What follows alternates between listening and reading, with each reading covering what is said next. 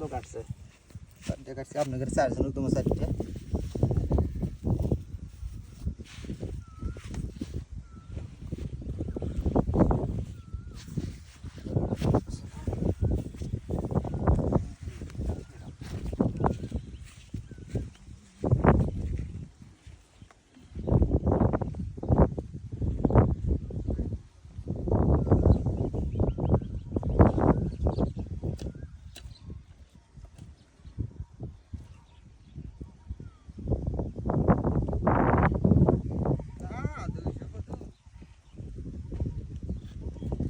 হাজার দুই ধরছিল পৌঁছে গেছে